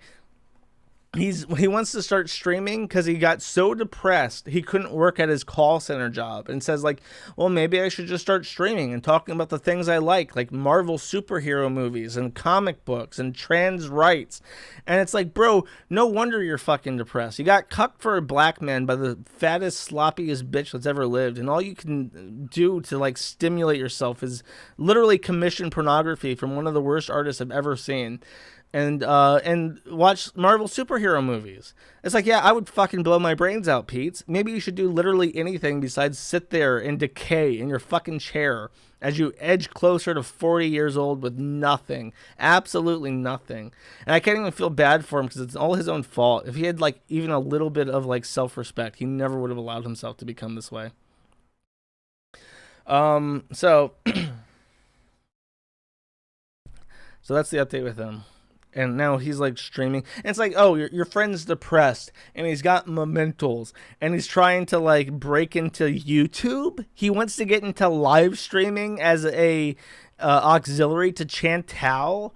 Like, bro, the forum is going to tear this guy a new asshole. Just read the Twitch partner customer satisfaction, or what is it, like creator satisfaction survey. Read their messages. That's the kind of shit you're going to deal with. And you're already teetering on the brink of suicide because you can't stand to look at yourself anymore.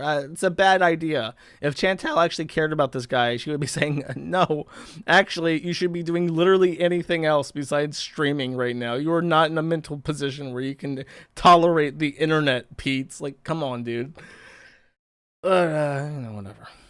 Good luck with that shit, bro.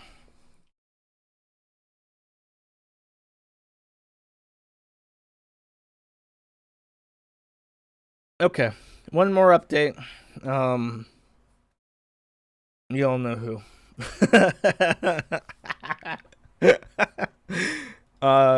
The Ralph Report. That's what I'll call this. I'll call it the segment where I talk about Ralph. This is the Ralph Report, and he can retort it all he fucking wants on this stream. So, as I have mentioned in the past, but just to clarify, Ralph makes a significant amount of his income through something called Killstream.tv, which is a branded version of SecureServer.tv. SecureServer.tv is a streaming service that they lease out to individual creators that allows them to rebrand the Secure Server site as whatever site you want. Secure Server proudly advertises on their website that they use military-grade encryption security. And despite that, Ethan Ralph, actually not just Ethan Ralph's service, but the entire Secure Server was compromised by a hacker a couple weeks ago. And as far as I know, they never told anyone. So it wasn't just like Ralph, it was a lot of people, and everything on their site got leaked. All the database information. So any billing information about people, like where the billing address attached to customer profiles is, that all got leaked. And supposedly it got hacked again. Like this week, they got hacked again. And the hacker discovered that Secure Server uses unsalted encryption. And I'll briefly explain what unsalted means and why it's a big deal. This is Programming 101, Cybersecurity InfoSec 101. The way that we store passwords in a web development environment, or really any environment on a computer, is you don't want to store the password in plain text, because if it gets compromised, then every password's out there, no issue. So what we use is called one-way encryption. You take a string, like any password. I guess you just take the word password, right? And then you run it through a algorithm, and then you take a chunk of that algorithm out. And it's a one-way encryption because when you reduce the output down to a smaller string, you lose a lot of information.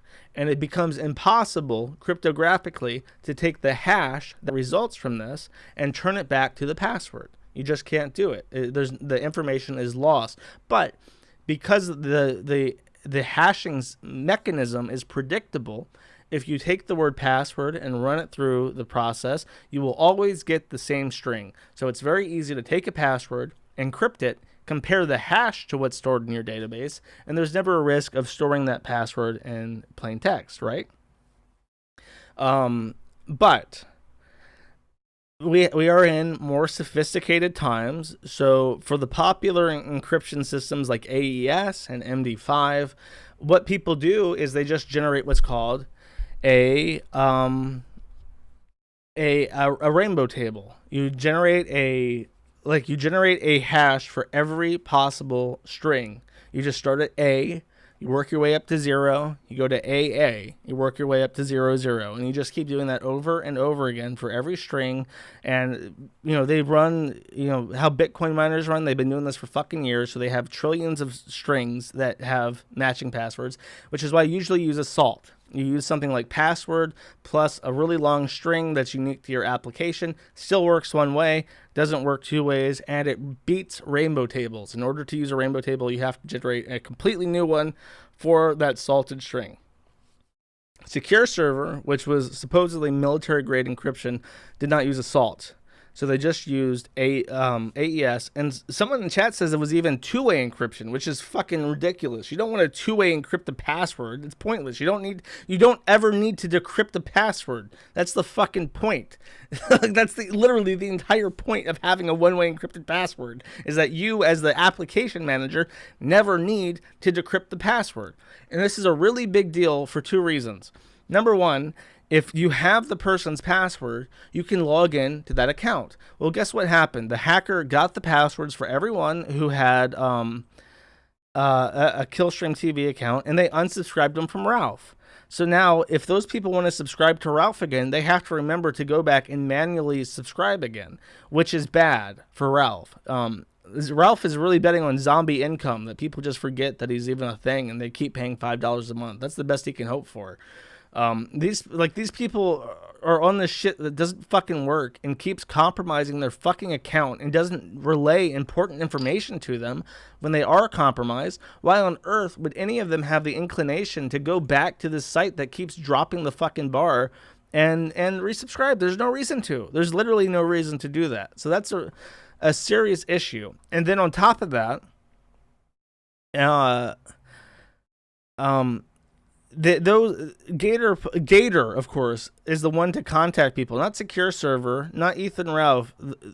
Gator is the one to contact people and tell them that that their accounts were compromised. And this is a big deal because all the passwords were apparently decrypted. I thought it was a rainbow table. I guess it's just two-way encryption that was broken.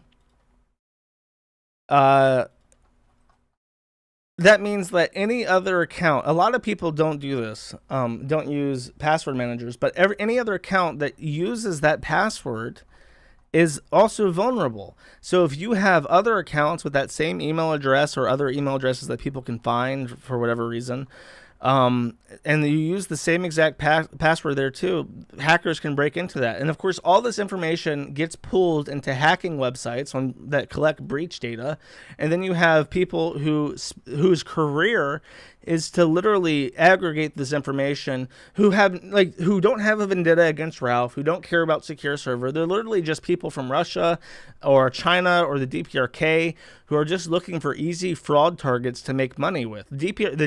North Korea has literal government hacking groups that just do commercial fraud for money. They make money for the state by just hacking shit like Indians or Nigerians would. So all this information gets dumped out there, and that's not good for his audience.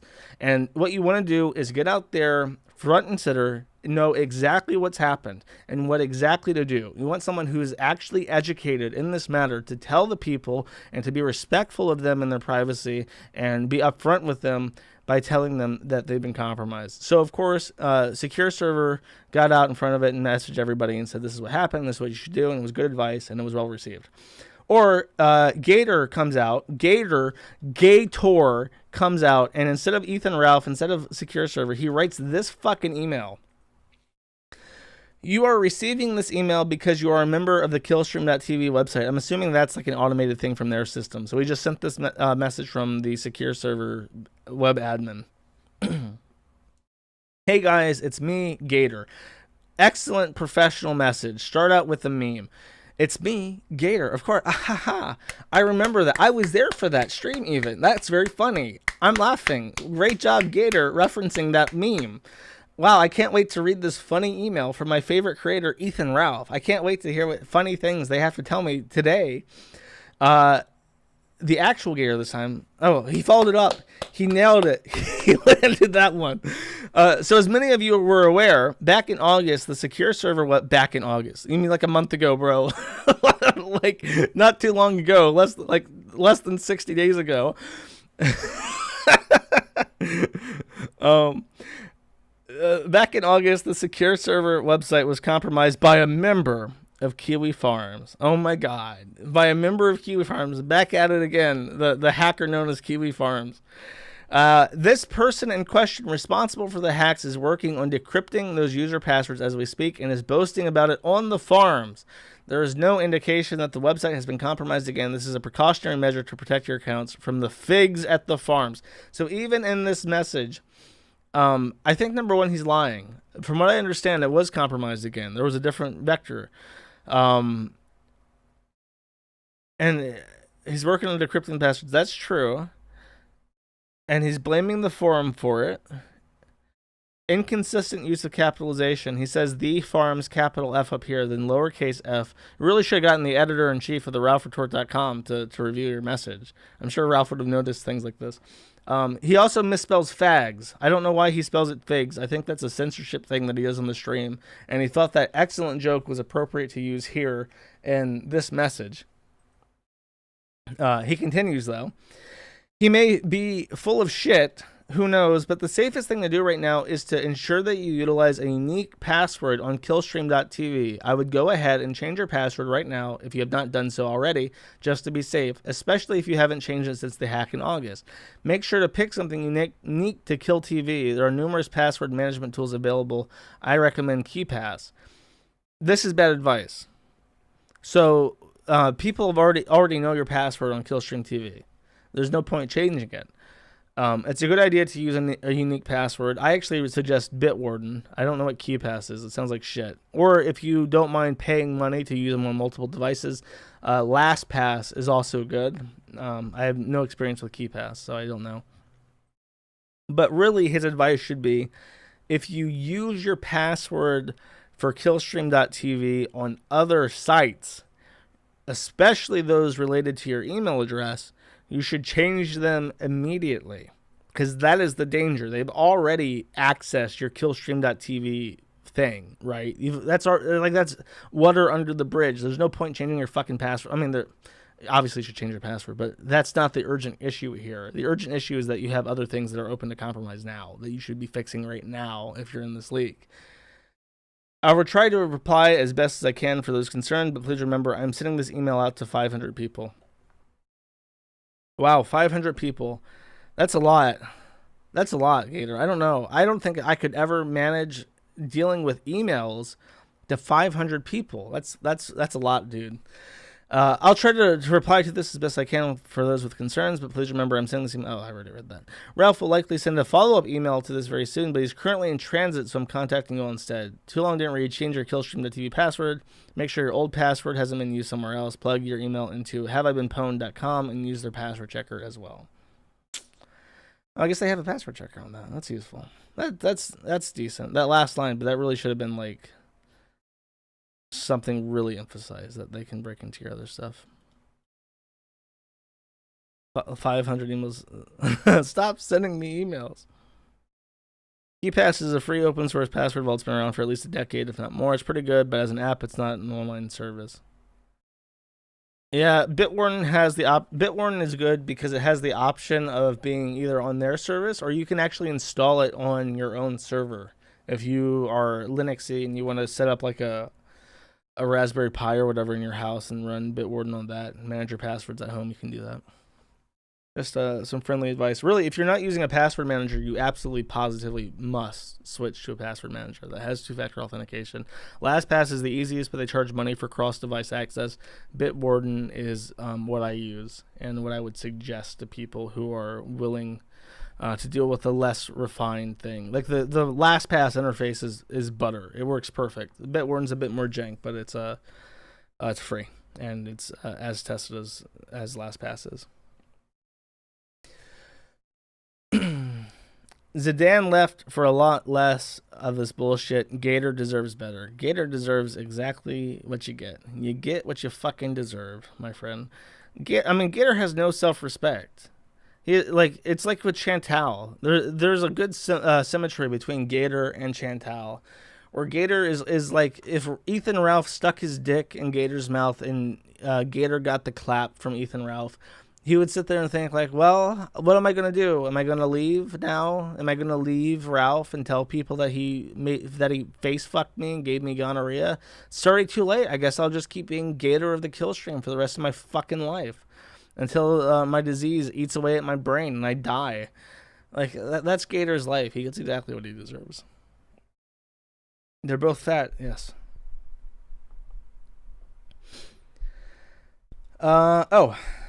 One other thing. Ethan Ralph claims that a fan sent him this, which means that he bought it. And he claims now that he is walking the streets of oh my god. Okay, I'll play this in a second. That he got this hat and given to him, and that he is now actually wearing this in public, which is amazing. Ethan Ralph has acquired a hat that says Joshua Connor Moon, and to the person's credit, they've spelled my name correctly. Most people spell it with an O-R. It says Joshua Connor Moon is a kid diddler. He has acquired this hat, and he is now going to wear this hat in public. I am literally going to be living rent-free on this man's head. And actually, you know what? Not going to say it. There are some things that I would like to point out about this hat that amuse me. But I run the risk of presenting myself from seeing this hat bloom into the beautiful tree that it should be. So I'll play the clip instead, and I'll save my commentary for when Ethan. I did actually go to the post office today. Hopefully, let me check my gain real quick so that this isn't so loud. And I wore it earlier. Let me see if you can see it here. Oh, that's the wrong scene. Somebody sent me this hat. Joshua Connor Moon is a kid diddler. Someone sent me that to the P.O. box here today. That is Ethan Ralph, P.O. Box 13314, Richmond, VA 23225. And that is the hat there. It's got Killstream on the side too. Where can you see it? Killstream. I love it. Yeah, dude. It actually fits pretty well. I wore it at the end of Tequila Sunrise earlier, which you can see on Killstream.tv. And on the back, is that a flex fit? And on the back, it says allegedly. No, there's no allegedly on there, unfortunately. Of course, we don't know if that's true or not. Probably is, though, by my reading of things. But that was sent to me at the P.O. box. So thank you very kindly for that. I wanna see him wear it in public. I mean, it's not that he has reservations about that, because he's like literally at the. I was present in spirit at the January 6th rally because Ethan Ralph had a megaphone and was shouting that I was a pedophile over the crowds of the insurrection.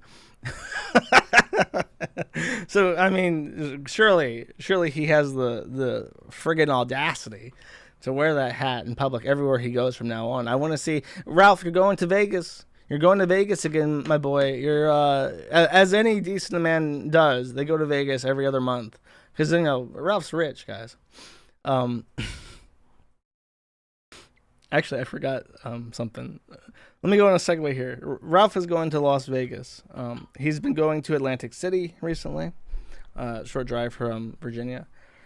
He just came from Vegas. He wanted to go see Nick Fuentes in person, and in Springfield, Illinois, which was like a 10-hour drive for him. He goes out to Springfield, Illinois, and while he's there, he's talking about the casinos he's going to hit up while he's there. And then he goes to see Nick Fuentes. Nick Fuentes does his speech in the rain. And then immediately after he's done, Ralph flees the scene. He gets away from all the IP2 streamers. He gets in his car and he spends some time on his phone, probably looking up casinos.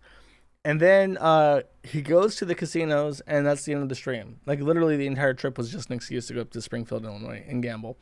And now he's planning on going back to Las Vegas again, like, in the next few weeks. Which, I mean, I don't know. I've never been to Vegas, but I can't imagine it's multiple trips in the same couple weeks. Good, you know what I mean? Maybe there's other, like, steakhouses that's selling plain beef that he wants to try out. But I have to admit, though, chat, I like to keep it real on this stream. I like to keep it real. So when I take an L, I have to tell everyone I'm taking an L. And Ralph likes to flaunt his riches. And at this point, I'm convinced that Ethan Ralph is fucking loaded, because he's going on Twitter and he keeps talking about all the bets he's making. Even at home, when he's on Tequila Sunrise doing his stream, he's on his phone placing bets on sporting. And he's posting all his big winnings on Twitter, and he just can't stop winning. He must be very knowledgeable. Like I said before about how he knows everyone in Capitol Hill. He knows all the politicians. He must know a lot about sports, chat. He must know a lot about sports. So he's on top of his shit. He's real in sync. He's making good bets, making ton of money, and it's like, fuck, man, I wish I was making that kind of money. So every time I open my Twitter to check on Ralph, to see what Ralph is up to, and I just see that he's making all these bets and winning left and right, it's like, fuck, man, I'm getting felted over here. Where's my money? I can't make bets like that. My crypto shit is fucked. I'm getting felted in the crypto realm, but yet here Ralph is making all this money. I'm thinking like, fuck, I look like an idiot right now with Ralph making all this money. So, man, I don't know. I'm real devastated by the economic success that Ralph is achieving here on his own with these badass, really super cool bets and all this money he's making. And I don't know. I can't wait to see what he's going to win at Vegas. I really hope he doesn't win too much. It would make me look really bad. So I'm just getting completely destroyed here. And, you know, press 1 if you think that, like, when you picture Ralph gambling, you picture, like, those guys in, like, the Texas Hold'em tournaments gambling for multi-million-dollar pots. Press 1 if you think that gambling is fucking badass. Press 1 if Twisted Fate, the guy who had, like, the card aesthetic in League of Legends is your favorite League of Legends character. Press 1 if you think that winning money playing games of chance is fucking badass. Press 1 if you would feel utterly personally devastated if Ralph made more and more money gambling. Just keep pressing. Press 1 if any of those things apply to you. And I just see a wave of ones. I'm seeing so many people dishing out so many ones that it's just unbelievable to me. Everyone here, all 1,900 people watching this pretty much, would feel utterly fucking destroyed and felted and proven wrong about Ethan Ralph if he just kept winning more money at the table and on those bets, those online bets.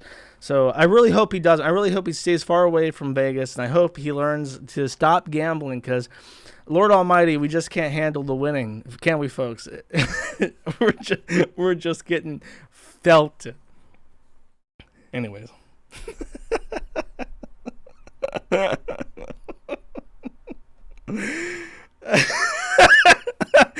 Here, this is the guy at the this is the guy at the, oh god, where did I put it? I downloaded it somewhere now. I can't find it. I need it to make my point, though. Put in videos. I know where videos is at. This is the guy right here, and he's got those shades on. This is the man who's taking home the big prize money at the Texas Hold'em tournament. You can't felt this man. He's a winner. He's a high roller. Okay, that's enough. I have a special song made by community members that I'll play on the outro because it's royalty free and I can do that. This is Total Eclipse of the Chart. If it sucks, don't blame me. I listened and I found it funny, but I'm obviously biased in this matter. I will see you guys next Friday. Take it easy. Oh, no. Emergency. Abort. I'm pulling it out. Don't click away yet. I forgot to mention one thing. Oh, God. I've already lost 40 people. I'm being felted by my own thing. Here, this. No, wait, it's the VLC. I want this one. Actually, I did want the VLC. I wanted the VLC. Is this it? Oh, here. Okay, I can look at you. What about me is presenting what you would call masculine right now. If you didn't see the name on my credit card and you were quickly handing me my card back, would you have said Okay, ma'am. something? What would you like me to do, ma'am? What would you like me to do?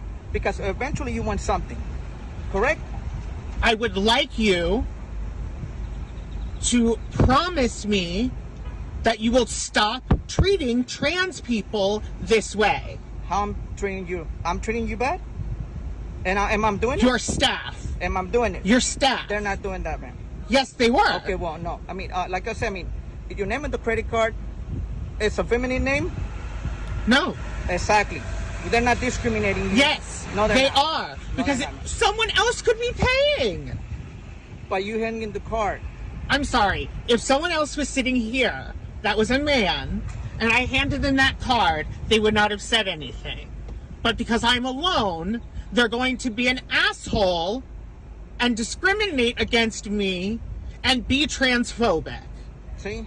Nobody's transphobic like you're saying. No, Nobody that discriminating. is what's happening. No, that's how you feel. I'm so No, sorry. no, that you it's feel like actually that. not how I feel. Yes, you are. There's Because a you're difference. doing this because of that. No, there's a difference. You know, because I mean, like in my sexuality, whatever it is, and I feel confident of who I am. I'm not what talking I am. about sexuality. That's what you're just telling you me don't right now. even know what we're talking about. So how can you tell me I don't know what I'm talking about?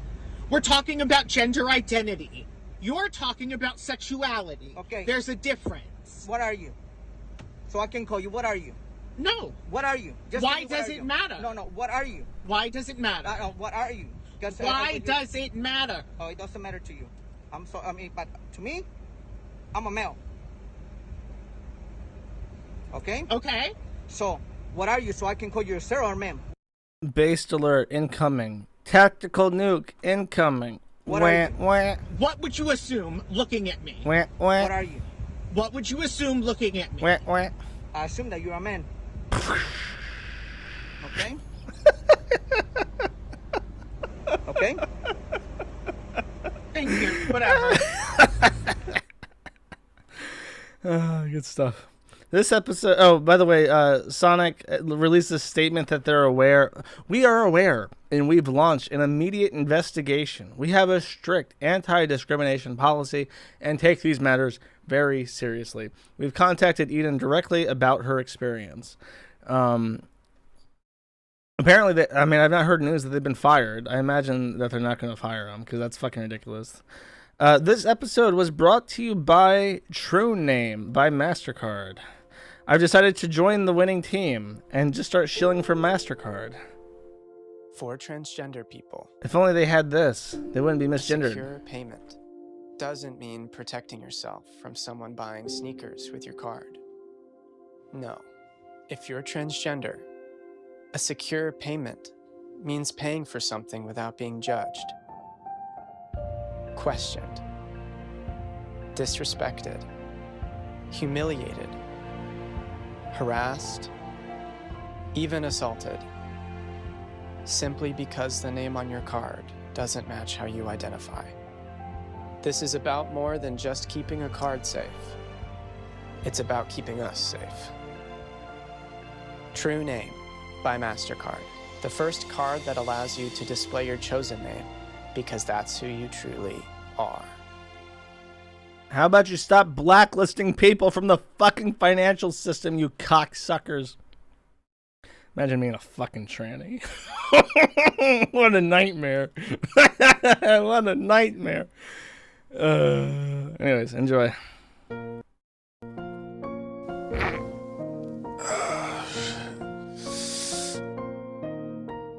Turning brown. Every now and then I look at Twitter and see a mail all around. Turning brown. Every now and then I'm psychologically broke and I'm getting spit on by all of my peers. Turning brown. Every now and then I get a little bit nervous that domestic kills 2 years have gone by. Turning brown. Every now and then I get a little excited when I see a burger bite on the ground. Make that sound brown eye. Every now and then I'm gonna fart. Make that sound brown eye. Every now and then I rip a shark. Brown. Every now and then my horse gets feelings. It's creepy masturbating to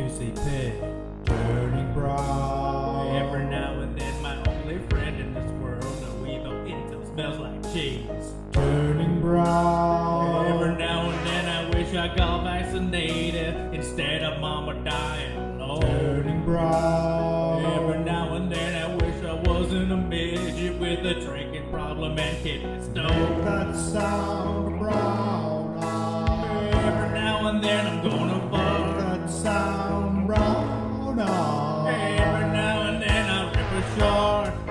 And I pushed too hard that night. And I pushed as hard as ever. And I had my pants too tight. It's on the internet forever. And the Haylogs will never forget.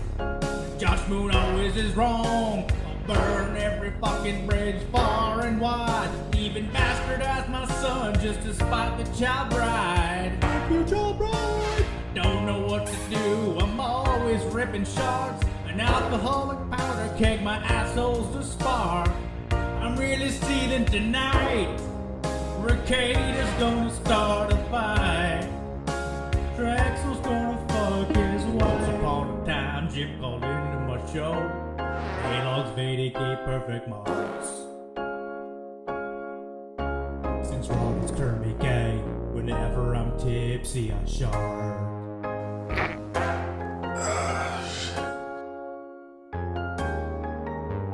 Once upon a time, Nora lighted my light. My tampon breath has pulled us apart. I know it's not poo, a total eclipse of the shark.